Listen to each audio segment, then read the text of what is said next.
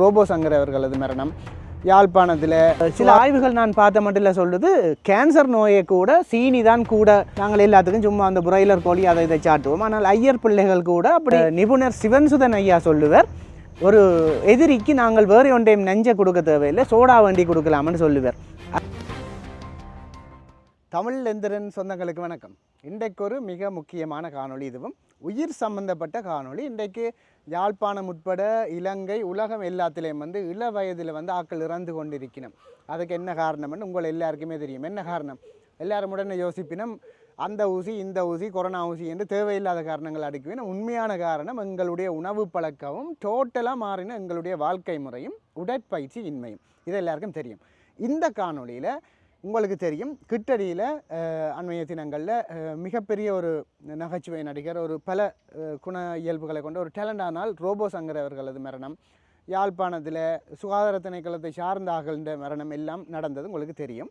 நடந்து கொண்டு இருக்குது. இள வயதில் ஆக்கள் இறந்து கொண்டிருக்கணும். எல்லாத்துக்கும் காரணம் உணவு பழக்கம் தான் மெயின்.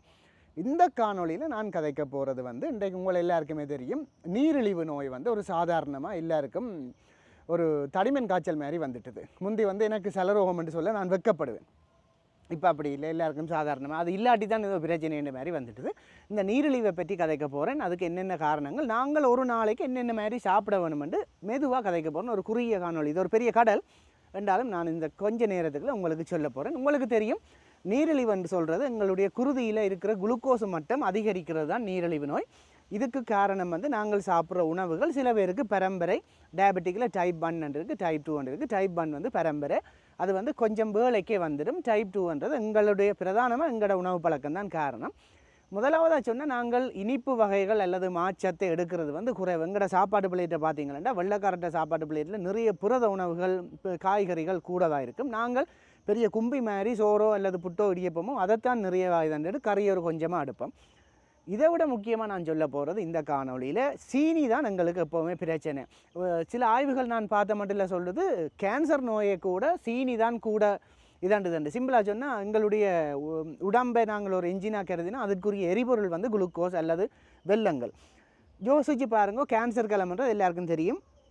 கிழங்கள் ஒரு அசாதாரணமாக பெருகுகின்ற சக்தி வேணும். அப்போ சக்திக்கு என்னது? குளுக்கோஸ் கூட இருந்தாலும் இன்டெரக்டாக எங்களுக்கு என்னது கிழங்களை பெருகிற ஆற்றலை கூடுதுண்டா புற்றுநோயை மறைமுகமாக தூண்டும். இது மட்டும் இல்லை, இள வயதில் சின்ன பிள்ளையிலேயே பெண்கள் பெண் பிள்ளைகள் பூ பெய்துறதுக்கெல்லாம் இதை காரணமாக சொல்லினோம். ஏனெண்டா மேலதிகமாக இருக்கிற குளுக்கோஸ் கூட லிப்பிட்டாக மாற்றி சேமிக்கப்படைக்க லிப்பிட்டு ஹார்மோன் தான் அந்த அவர்களுக்கு துணைப்பால் இயல்பு காரணமான ஈஸ்ட்ரோஜன் எல்லாமே அது கூட மறைமுகமாக தூண்டும். ஏனென்றால் நாங்கள் எல்லாத்துக்கும் சும்மா அந்த புராய்லர் கோழி அதை இதை சாட்டுவோம். ஆனால் ஐயர் பிள்ளைகள் கூட அப்படி பூ பெய்துற நிகழ்வுகள் நடக்குது. அதை மாமிசம் சாப்பிட்றதில்லை. எனவே அதையும் தாண்டி ஏதோ ஒரு விஷயம் என்று பார்க்க எங்களோட உணவு பழக்கம்.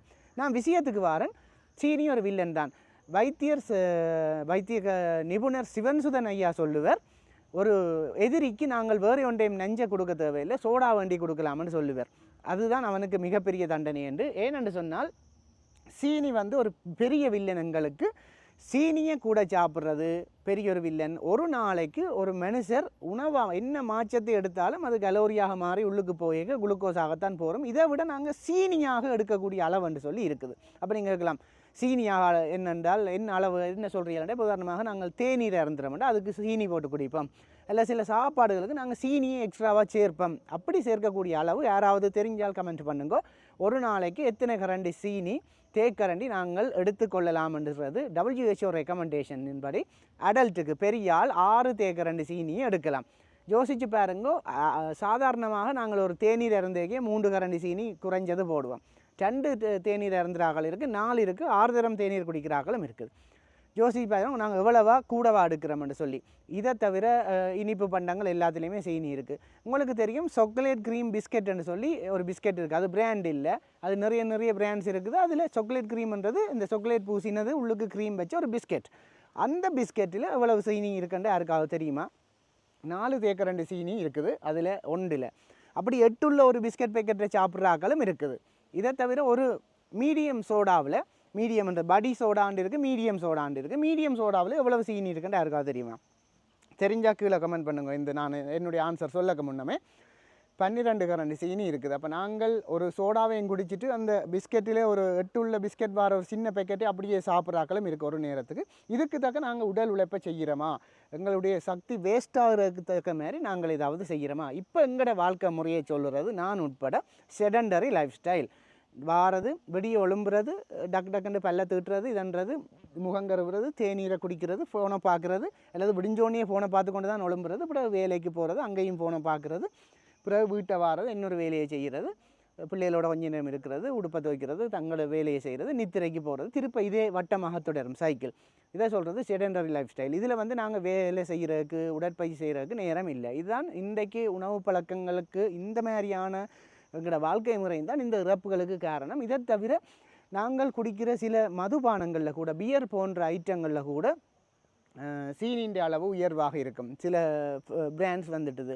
இப்போ எங்களுக்கு குளுக்கோஸ் ரெசிஸ்டன்ட் என்று சொல்லப்படுற பிரச்சனை வந்துட்டுதுண்டா, அது லிவர் ஃபங்க்ஷனோட சம்மந்தப்பட்ட பிரச்சனைகளும் வரும்.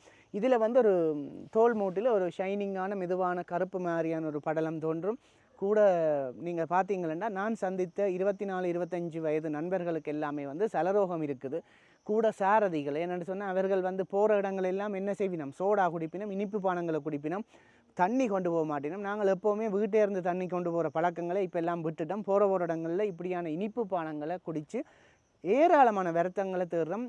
சலரோகம் சகல ரோகம். ஏனென்று சொன்னால் அது வந்துட்டுதென்றால் ரெக்டினோபதி, நெஃப்ரோபதி என்று இப்படி ஏராளமான பதிகள், அதாவது அதனுடைய கம்ப்ளிகேஷன்ஸாக கண்ணை கொண்டு போகும், சிறுநீரகத்தை கொண்டு போகும், இப்படி உடல் பாகங்கள் எல்லா நரம்பு மண்டலம் எல்லா பிரச்சனைகளும் வரும்.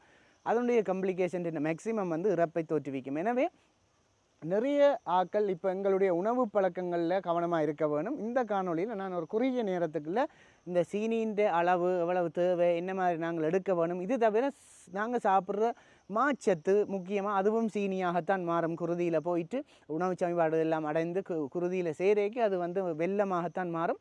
அதில் முக்கியமாக கிளைசேமிக் இண்டெக்ஸ்ன்னு சொல்லி ஒரு விஷயம் இருக்குது. என்னென்னு சொன்னால், அந்த சாப்பாட்டை சாப்பிடக்கு அது சீனியாக மாறுற வீதம் என்று வச்சுக்கொள்ளுங்க உங்களுடைய அறிவு மட்டத்துக்கு.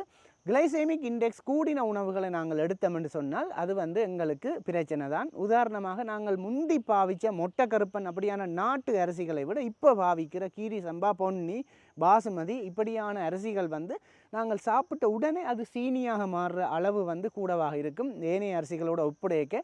அதுக்காக வந்து நாங்கள் புழுங்கல் அரிசி தானே சாப்பிட்றோம், மொட்டை கருப்பன் தான் சாப்பிட்றோம்னுட்டு அதையும் குவியலாக 4 தரம் போட்டு சாப்பிட்டா அதுவும் எங்களுக்கு சிறுநீரகத்தை மன்னிக்க வேண்டும் நீரிழிவை தோற்றுவிக்கிறதுக்கு வழிவகுக்கலாம். எவ்வளவு சாப்பிட போகிறோம், எத்தனை பரிமாறல் சாப்பிட போகிறோம், நாங்கள் மாற்றத்தை குறைச்சி புரத உணவுகளை அதிகம் எடுக்க வேணும். சீனி எல்லாத்துக்குமே வில்லன். ஈவன் புற்றுநோய் கிழங்களை கூட பெறுகிறத தூண்டுதென்று சில ஆய்வுகள் சொல்லுது. எனவே சீனியை குறைச்சி மகிழ்வாக ஆரோக்கியமாக இருக்க வேணுமென்றதான் இந்த காணொளி.